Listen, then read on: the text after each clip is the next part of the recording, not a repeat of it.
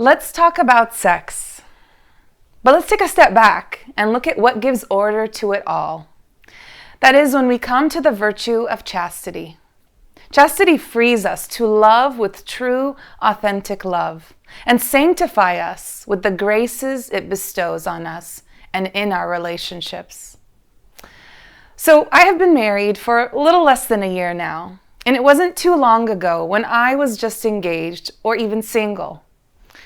It's pretty hard to live in the society around us today where the actual sacrament of marriage is not seen with much value or understanding, what the sacrament entails and truly means. Chastity plays such a large part of our lives in those called to the different vocations in life, especially those called to marriage. In the Catechism of the Catholic Church, paragraph 2350, it states that those who are engaged to marry are called to live chastity in continence. They should see in this time of testing a discovery of mutual respect, an apprenticeship in fidelity, and the hope of receiving one another from God. They should reserve for marriage the expressions of affection that belong to married love. They should help each other to grow in chastity.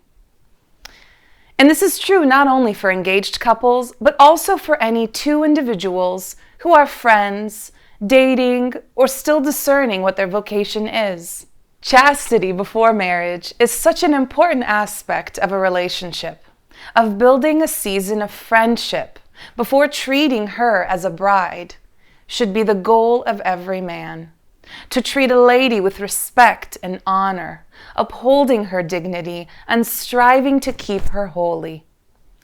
Ladies, this also applies to us. It is also our responsibility to strive to keep the men in our lives holy.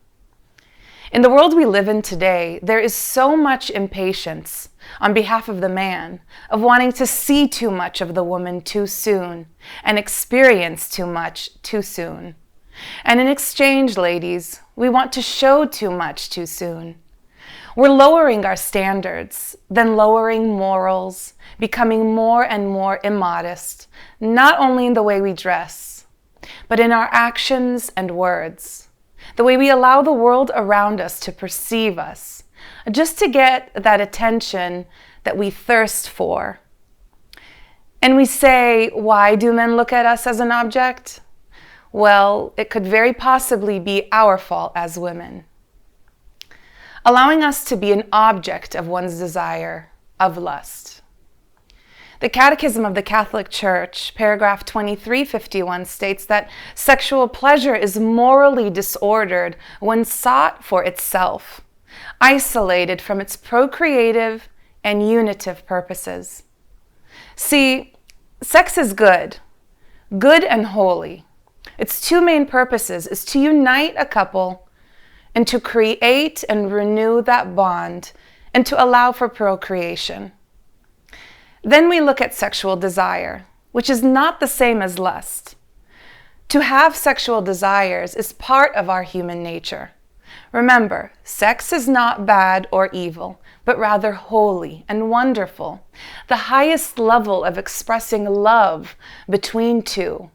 But lust, unfortunately, distorts this love, causing it to be bad, being self-centered, pleasing only to one's own desires, instead of giving fully of yourself, a free, total, fruitful, and faithful.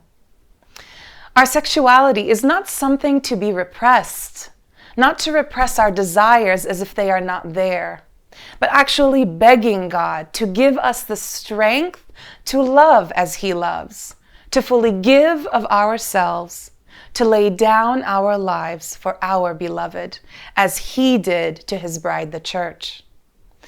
By doing this, we make the invisible love of God on earth shown through love by man and wife. Okay, so now let's take a look to the sacrament of marriage.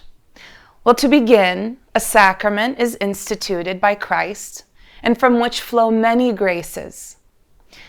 To be honest, I thought I knew what marriage was through books and podcasts and by associating with other couples around me.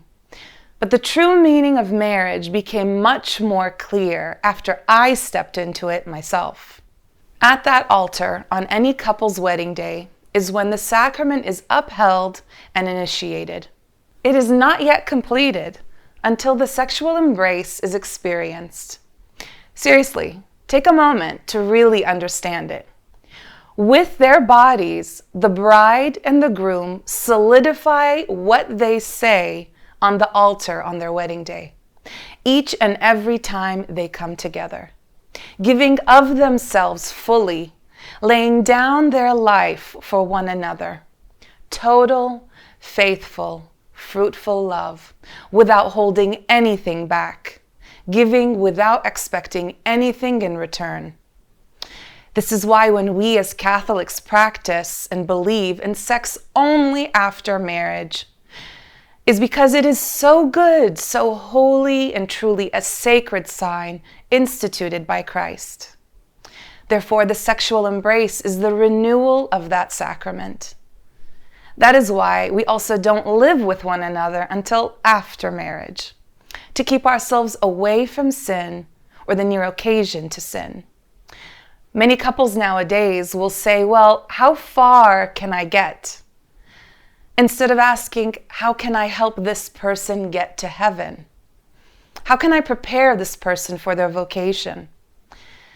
Remember, that person you are friends with, dating, or even engaged to, well, that girl is someone's sister, someone's daughter, or someone's future wife. And ladies, that guy is someone's brother, someone's son, and someone's future husband. That sexual embrace should only be experienced once that sacrament is instituted at the altar. Then and only then are you given the true privilege of embracing one another. Every person that we meet, we have to look at with love. Each is a beautiful child of God. We need to be asking ourselves in our hearts, how can I get this person into heaven?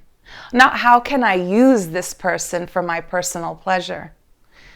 We need to look at them as persons to be loved and not to be used. To glorify God in His creation and the beauty of that person. Do yourself a favor. Before even getting into a relationship, please make sure that you are both on the same page of what to expect of the relationship before marriage, and if the intention is marriage. And most importantly, pray for one another, as I will also pray for all of you. Thank you and God bless. Don't forget to like and subscribe our channel.